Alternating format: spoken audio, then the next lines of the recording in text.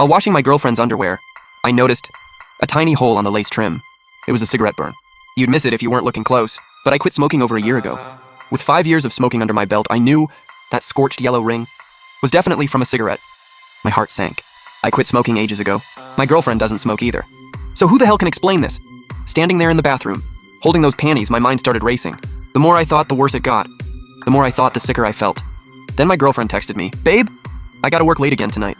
Go to bed without me."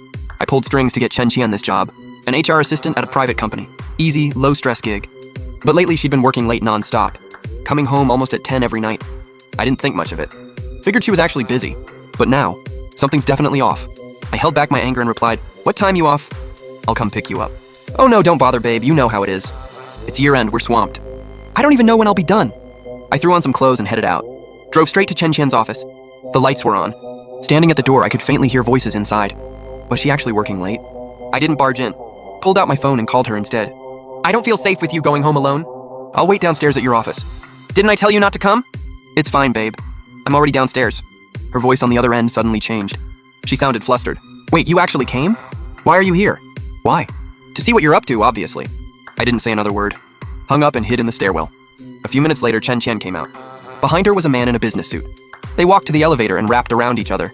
A long, lingering goodbye kiss. The guy was kissing her and talking. Hands all over her body. Suspecting it is one thing. Seeing it with your own eyes is another. Rage burned through me. I lost all reason. Blood rushing to my head. I wanted to storm out and strangle them both. Then I heard the guy laughing. "Your boyfriend really cares about you, huh? Don't even mention him. He's like a leech, way too clingy." Such a buzzkill. Her words hit me like a bucket of ice water, but it kept me from rushing out right then. The guy kept talking dirty. "Just let him wait downstairs. We can keep going." "Are you crazy?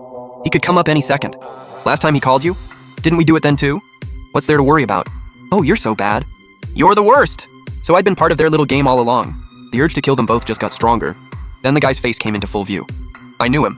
Chen Qian had posted company outing photos on social media before, so I recognized him. He was the company VP. Name's Gao Zhanpeng.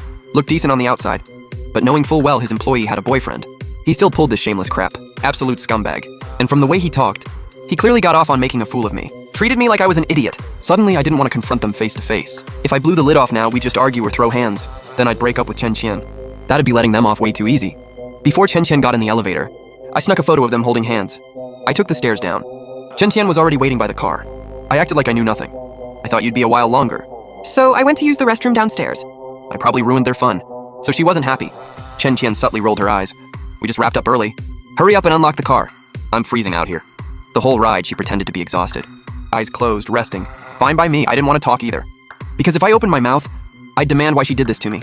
That night, I went through her phone while she slept. The more I read, the angrier I got. Chen Qian had been messing with Gao Zhanpeng for months. She joined the company in June. By August, she was already flirting with him. And recently, they finally crossed the last line, using overtime as cover to hook up right in the office. And while those two were getting it on, I was at home like a fool, cooking for her. Doing laundry, worrying she was overworked, scared she wouldn't get home safe, daydreaming about our life after marriage. Here's what she said about me in their chats. "I'm hot. Him simping for me is expected. He's easy to manipulate. Never suspects a thing. Spends money on me like crazy. Marriage, that's not even guaranteed. Plus my parents want me to find someone richer." She even said, "What's so great about your wife? Old and boring. Divorce her. You divorce, I'll break up with him." I couldn't believe these words came from the person beside me. Over 1,000 messages. Every single one hit me like a whip. Chen Qian was right about one thing. Before today, I never doubted her. Never questioned where she went. Never checked her phone. That's why she never bothered deleting those chats. I looked at the person sleeping beside me. Suddenly, she disgusted me. Filthy to the core. The next morning, Chen Qian's phone rang while she was doing makeup. She picked up casually. "Hello? What is it, Director Gao?" Sure. I'll try to get in early to go over things with you."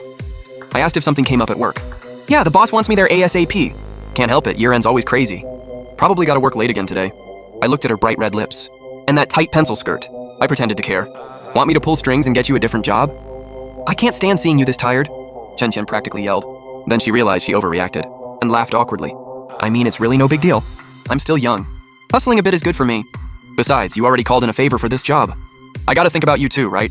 On her way out, she leaned in to kiss me. Thinking about how last night, those same lips were all over that scumbag, my stomach turned.